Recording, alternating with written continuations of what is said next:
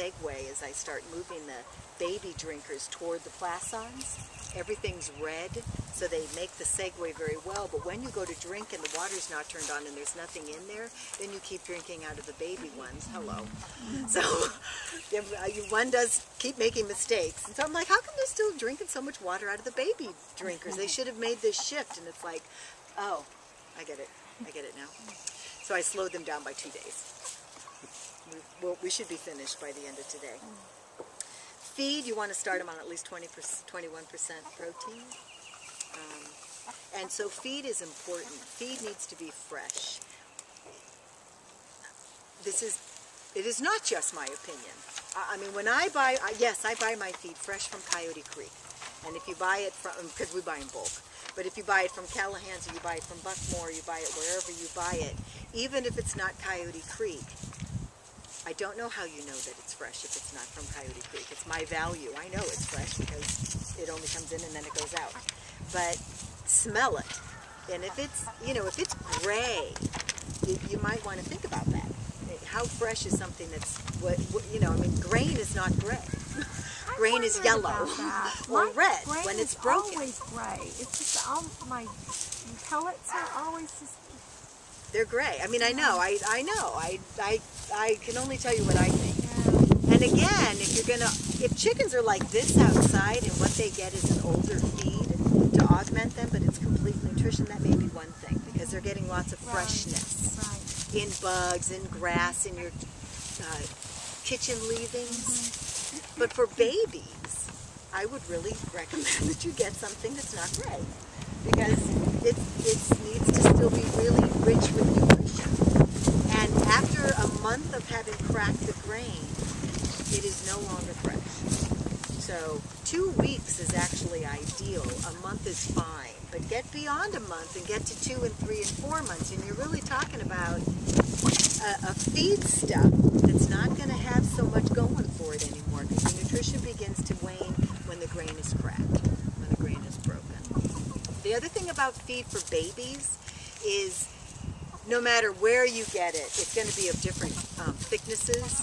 I got a batch from Coyote Creek. I love Coyote Creek, but I got a batch. I don't know if they accidentally used the wrong screen, but that first top part was just too much of it was too big, and I used a screen like you would screen out food, and I just shook it so that first meal was really fine.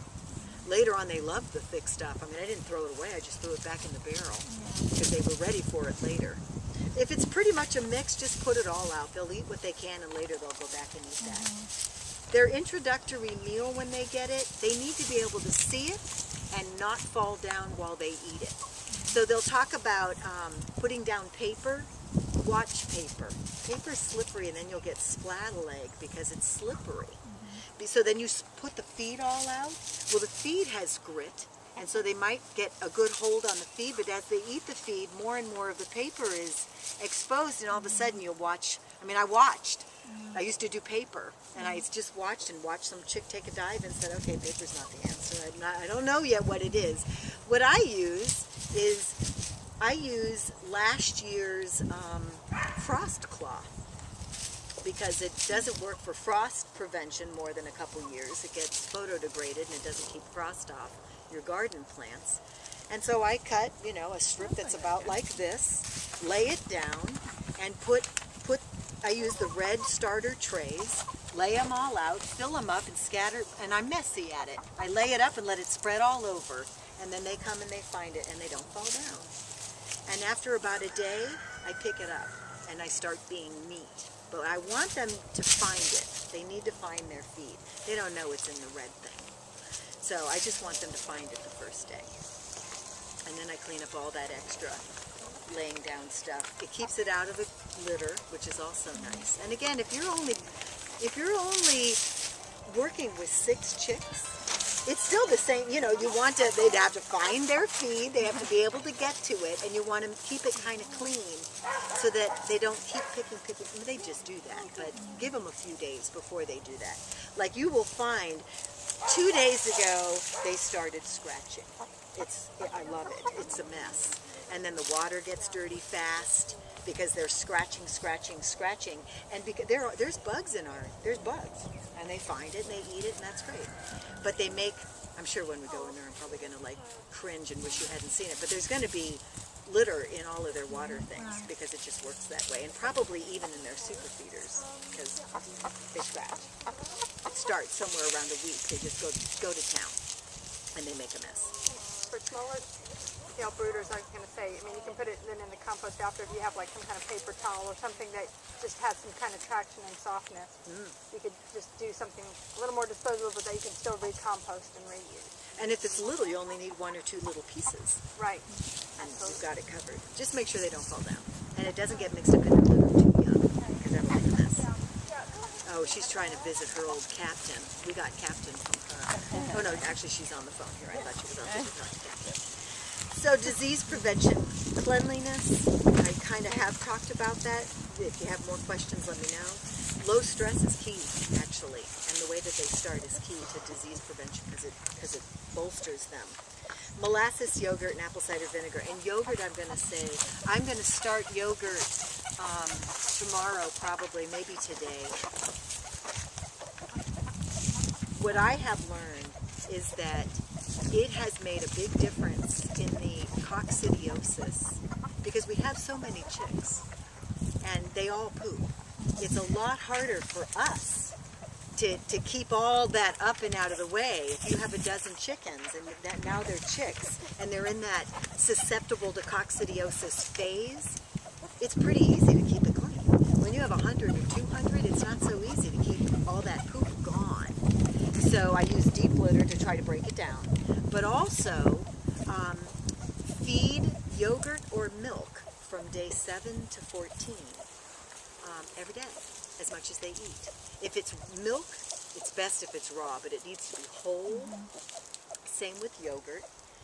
If it's milk, you want it up in an hour. When it's warm like this, you don't want that milk now. So if you use the little red trays with the lids, snap the lid off, put the yogurt or the milk right in it. Yes, they'll step in it. Yes, it's not totally pristine, but it puts all that flora in their gut.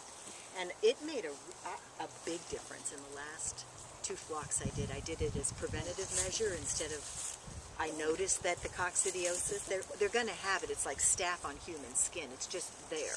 It's when it tips that they start to get little bloody poops. And they start to look bummed out. They kind of sit there and their feathers are kind of rumpled and they're just not very active. And they can still be pretty small, and they can also be getting to be like 3-4 weeks old and starting to get a little bit of size, and they can still tip. They can even be 3 months and it'll still tip, and you can just see it in them. So anytime you see that, give them yogurt and milk. They actually like it, but I did have one woman who told me they wouldn't eat the yogurt, so I suggested that she mix some feed into it. And she sprinkled it on the top. They're used to the feed, right? Chickens are creatures of habit. So feed is something I eat. So I go to eat it, I realize I actually like this other stuff that the feed is on, and then I eat it up. So that's what you do. So for 100, it's a quart, which is handy dandy for me, because I just buy it by the quart, and I stick it on out there, and I go through a lot for that first week, and then hopefully I don't use it again. It just depends on what the conditions were. Last spring, we actually had rain. It was tough. And I had one flock that it drained very well. They didn't get it. The other flock, it kept puddling, and I kept trying to get them out of it, but they got it. And I had to treat them a couple more times. Even as we're trying to get their pasture out of this low-lying area, we kept putting out hay. I mean, we're just trying everything to get them up and out of that water. Because it was poopy water, because they poop. And we did eventually, you also can't move chickens very fast when they're on pasture, or they can't find their house and they go to where they used to sleep. And then that's a terrible stress, because now it's dark and they're just laying on this piece of ground where they were yesterday, and you have to pick them up and move, Yeah, we because thought we've done that this the 100 going in times. at night was about the building.